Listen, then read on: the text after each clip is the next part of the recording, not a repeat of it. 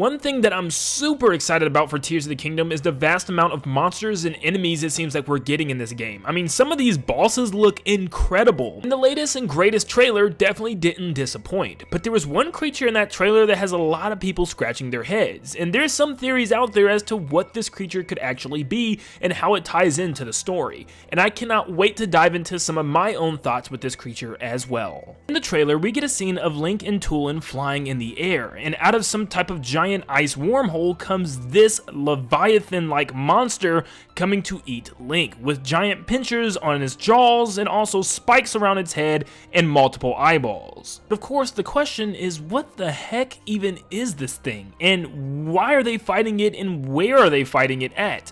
Well, let's take it step by step and exactly show what's going on here. Thanks to Tulin being in the scene and seeing all the snow around the area and lots of Rito airships, we know that this is probably in the peak of Hebra, which is also where we see this giant funnel cloud going all the way up to the sky.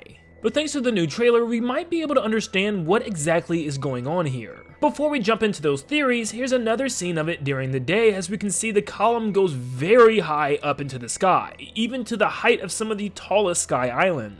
Then it looks like we get closer, right inside the Thunderhead, or literally right beside it at least with this scene. And it looks like the Rito have made some type of airships in order to investigate and see what's going on, as a lot of them are up there in the sky with airships. I mean, there's a lot in the sky. We can even see the bird head at the end, so it's pretty much confirmed that these are Rito airships. So maybe this thing is causing some sort of heavy snowstorm that's blanketing everything below in heavy snow, including the Rito village, which means they would have to take refuge in the airships and fly above and check out what's going on. And this is very similar to the divine beast Varuda causing a constant downpour of rain for everybody within Zora's domain, and they needed Link to shut it off. We then get a scene of Link and Tulin bouncing off the top canopy of one of these airships and flying upwards in the air, probably going up that column that they appear to actually be in right now, because everything around them is almost impossible to see. Maybe it's Link and Tulin's job to bounce off these canopies of the airships in order to reach each individual one, making their way higher and higher and higher, gliding from ship to ship.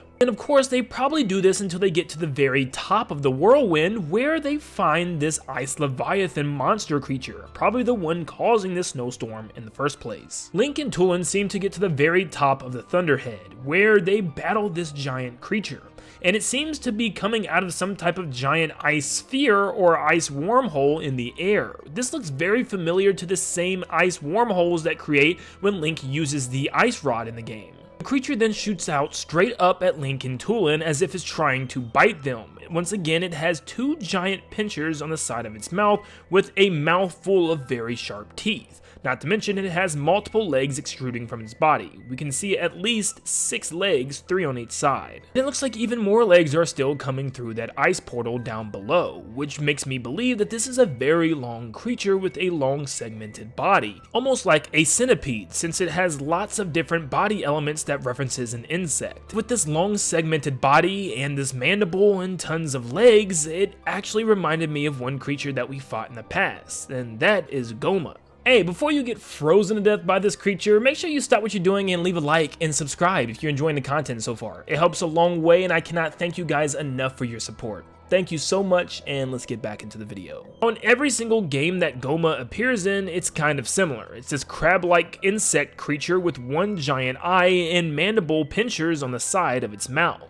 Now, this of course is the exception of Twilight Princess, which turned the creature into more of a spider, which we're not even 100% sure if that was, the original Gohma or not. However, the one Gohma battle that this creature reminds me of is the one from Wind Waker, where it has a segmented body, tons of multiple legs, giant pinchers, and even a giant mandible by its mouth, including its giant sharp teeth and big head. I mean, it seriously looks very similar. The only real big difference is that this creature in Wind Waker had one giant eyeball, like Gohma normally does, but this time, this creature in Tears of the Kingdom has multiple eyeballs. Like, as we know, could just be a redesign for this game. After all, we see the new version of Gleeok doesn't have multiple eyes on each head, just one eyeball on each head, so this could simply just be a change of character art. I've also seen a lot of people think that this could be Freezard, and specifically the Twilight Princess version, where it has lots of unorganized red beady eyes on its face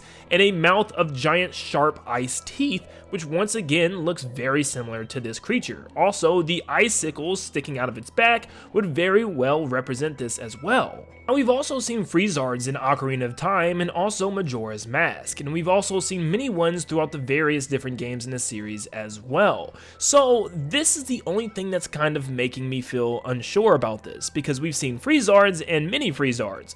This doesn't look like either of those, as it's massive and almost appears to be some sort of boss battle. Unless there's a new type like a King Freezard, then I don't think these would really fit the bill. Now, if we start the game and start seeing mini Freezards everywhere, I think it's safe to say that this might be the King or the Emperor Freezard that we just haven't seen before.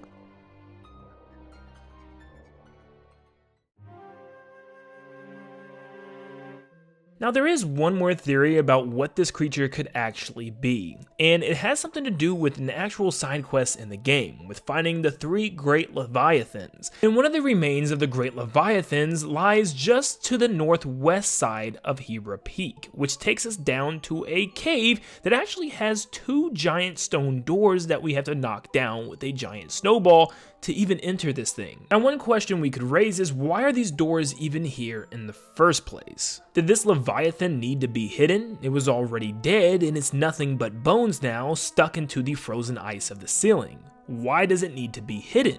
Well, maybe it's because it wasn't a good Leviathan back then, like Levias from Skyward Sword. Maybe this creature wreaked havoc across Hyrule back in the day, and it was meant to be imprisoned in here, and sealed away by the giant stone doors, just in case there was any chance that the creature could have been reborn. Now, of course, this is just a theory, but if you look closer to the skeletal bones, it just doesn't quite match up. This creature looks like a giant whale. You can even see where the fins were, and its head just isn't the same shape, along with its body was definitely a lot bigger and not as skinny as this creature we see coming out of this ice vortex. So I think it's safe to say this isn't the same creature. Now, if anything, the Leviathan bones look like it matches the giant ink shark that we saw in the sky. Now, there's a good chance that these Leviathan bones could just be bones and remnants of the past, and that's it, and they're none of these creatures. But I just thought I'd bring that up because maybe there's some type of connection. Maybe we need this Leviathan to wake up in order to help us with this new creature.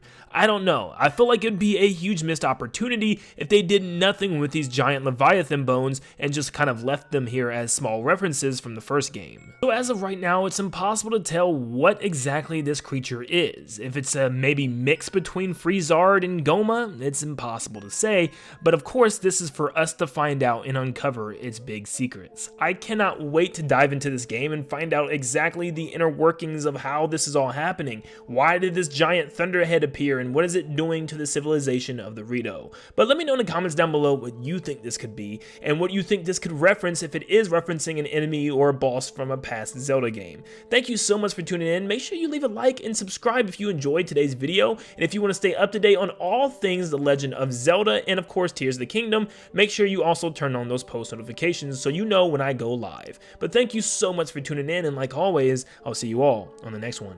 See you guys.